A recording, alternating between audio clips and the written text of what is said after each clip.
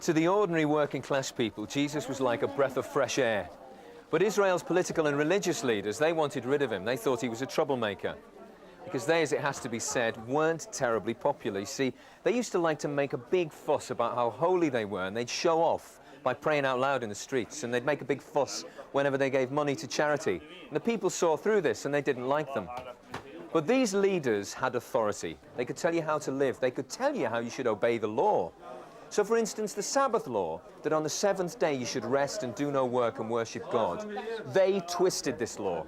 They said that if you were sick or ill on the Sabbath day, it was against the law to heal you, because that would constitute work. It was ridiculous. They twisted the law of God. They turned it into something hard, heavy, with no mercy, with no kindness. So when Jesus came along, and he saw just how much they twisted the law of God, he got really angry with them, and he called them hypocrites. He called them a lot of worse things, actually. When the people saw Jesus stand up to these religious leaders, they thought it was great. And when Jesus saw just how burdened the people were by this hard, heavy religion, his heart went out to them. And he said, "Come to me, all you who are weary and heavy laden, and I will give you rest." Now, to people who were just sick to death of strict demanding religion, this was music to the ears. But to Israel's leaders, when they heard this, they burned with a furious jealousy.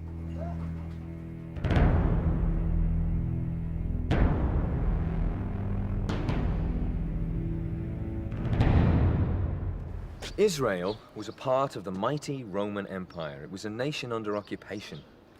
Even today, Israel's a place that other people want to occupy. That's why security here is so tight. But back then, it was even worse.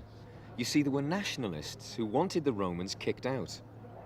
And the best way that was going to happen would be if the Messiah would appear. And then this miracle worker shows up and everyone starts talking about him. Is this the Messiah? Is this the one who's going to kick out the Romans? Is this the one who'll set us free? When Israel's leaders heard people talking like this, they got scared. Because they knew that Rome wouldn't need much of an excuse to get rid of Israel. The very existence of Israel as a nation was hanging in the balance.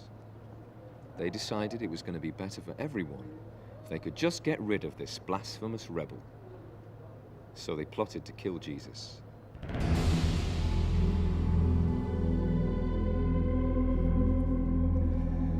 It seemed as if everything was going wrong, so Jesus came here to Gethsemane with his disciples to pray. In fact, this was a garden that they often used to pray in. But tonight was different. On this night, Jesus prayed like he'd never prayed before. You see, he knew what was about to happen to him. He knew that he was going to die in unbelievable agony. He knew that he was going to be made a sacrifice to the sins of the world, and he was filled with horror. His sweat came out on his face in great drops of blood. Now, men did that in the First World War on the Western Front just before they went over the top. It's a sign of absolute physical terror. Jesus prayed this: "Father, if it is possible, let this cup of suffering be taken away from me." But then he added, "Not what I want, but what you want." Now, the disciples had no idea that this was going on, because they'd all fallen asleep on him.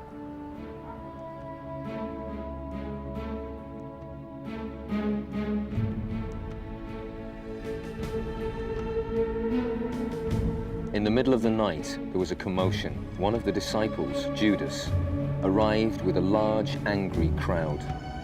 Judas had been bribed by the chief priests and political leaders to identify Jesus by greeting him with the customary kiss.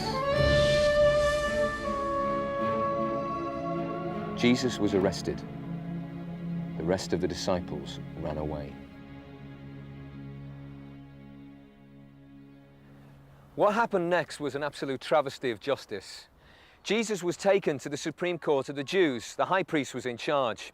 And at that court, he was accused of blasphemy because he'd said he was the Son of God. Now, under Jewish law, blasphemy was punishable by death. "He's got to die," they shouted. So they beat him up and they spat on him.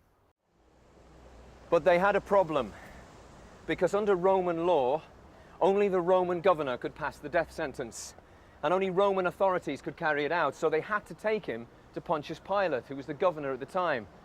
Now, they knew that he was just going to dismiss these charges of blasphemy as a local religious dispute.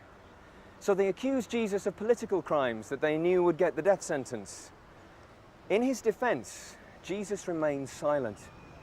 Now Pilate was amazed because he knew what was going on. He knew Jesus was innocent of these charges and he wanted to release him. But the crowd were baying for his blood.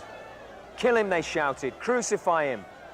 Pilate had a riot on his hands, so he gave in, handed Jesus over to be flogged and then executed.